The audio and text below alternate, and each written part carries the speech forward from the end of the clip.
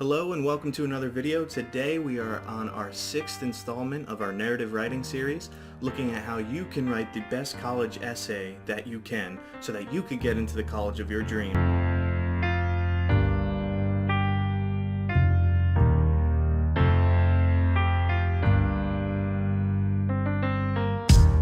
Now we've done a lot by looking at what good essays look like, we've reviewed a bunch, but today we're going to do things a little bit different. Today I'm going to share with you 3 things to absolutely avoid when you're writing your college essay. What to avoid? Number 1, you want to avoid being boring. This could include how you're writing your essay, how you're starting it off, or maybe you're just not using strong verbs throughout. Regardless of what you're writing about, you should still be able to write an interesting and entertaining story. After all, it's your story, so it depends on how you communicate it, and if you communicate it well, it can be exciting. But here's an example of what somebody might do if they're writing about a person that they admire and look up to. They might start off their essay by saying, "The person I admire the most is my mother." Boring. Now notice though, it is actually a strong topic, and it could be genuine and it could be entertaining. So instead of starting it off in that very boring way, maybe you start it off by just phrasing it a bit differently. Maybe you start off by saying something like, "My mother always told me that a straight tie will make me rich."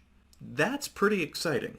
That is a much more interesting way of starting off your essay. Now, can you still get to the point that your mother is the person that you admire the most? Certainly. But I started off in a way of drawing my reader in by saying something that's very intriguing. This makes somebody want to keep reading the essay to understand why my mother would even say that. Or how about the person that might start off their essay this way? "Dedication and determination is important to my life." Oh, boring.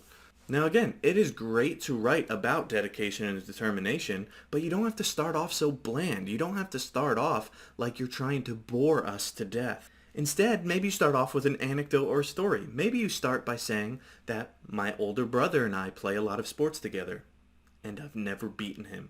Now notice, in using the ellipsis and also just telling a story, I'm already making my essay more interesting. Could I still be talking about dedication and determination?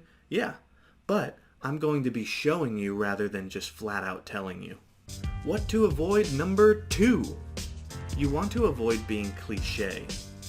Now a cliché is these overused sentiments, feelings, words, and phrases that we all kind of commonly know and use.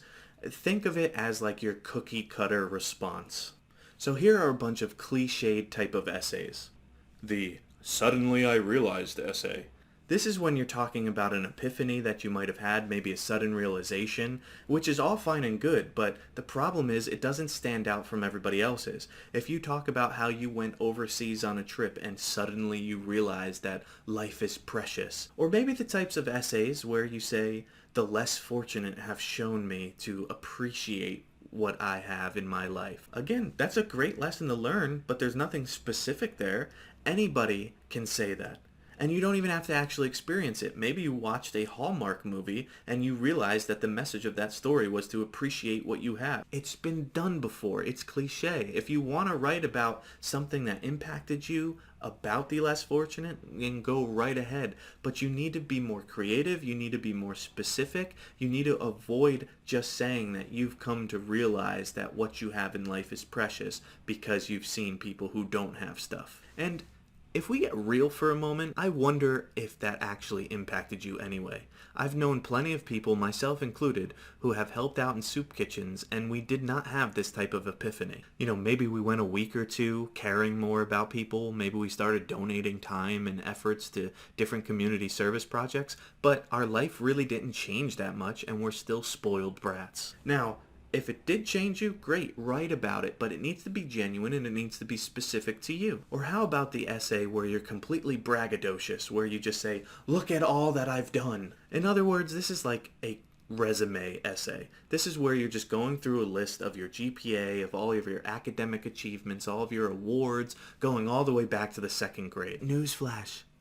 Not that many people care. Now, I'm only somewhat joking when I say not that many people care. Obviously, the college that you're going to is going to want to know those things, but not in the essay. That's why in the application, there's short answer questions, and you're usually submitting some sort of resume right? The college is going to know what your GPA is. The college is going to know any awards that you have, and maybe they're the ones giving you a scholarship. So you don't need to use the essay space to write a long, detailed resume on everything you've accomplished in your life. Another type of cliched essay is the Miss America essay.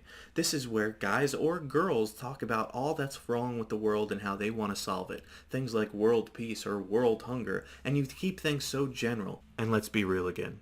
Do you really want to solve all those things? Genuinely? No, I'm not saying that you don't, but if your life hasn't been moving towards that direction and you're not really trying to do anything with it now, who's to say that you're going to when you get to college? Chances are you're not. But the good news is the college doesn't want to learn about how deeply impacted you are by world hunger or how much you want world peace. They want to just know who you are now, not who you're going to become. And another type of cliched essay is the jock essay. Now this is the one that's very stereotypical, where an athlete writes about basketball or soccer or baseball and how they lost the championship game and they had to learn to cope with defeat, or maybe how they overcame in the last minute and hit that home run, teaching them that they could accomplish anything in life, or that hard work truly pays off and practice makes perfect. These are all great lessons, but they are not genuine enough. They are not specific enough.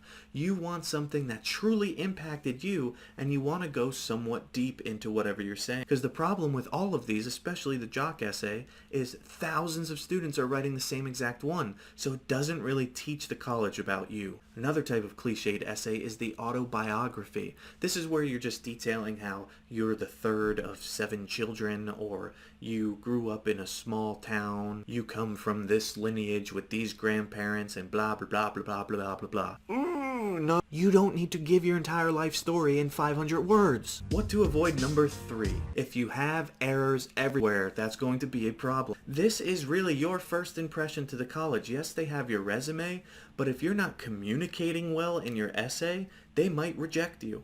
If you're submitting an essay that has numerous typos, that's a problem, because they might see that as a character issue of not taking time out to actually fix everything, or they might see it as a way of you just not being very good with your schoolwork. So you want to make sure you go over your essay and proofread it multiple times. Fix typos, fix any grammar mistakes, check where you're using commas, check the capitalization, make sure if you're using slang it's intentional and you're not just talking like you do in a text message. So if you avoid those 3 things in your college essays, you will have a much better response that is more efficient and is truly showing who you are. Because again, the essay is the heart of your application, and you want to show somebody exactly what makes you tick and what motivates you. If this video was helpful to you, please do me a favor and like and subscribe down at the bottom, and you'll get notified of whenever a new video comes out. Until then, keep working on your college application essays, and remember that you want to showcase you.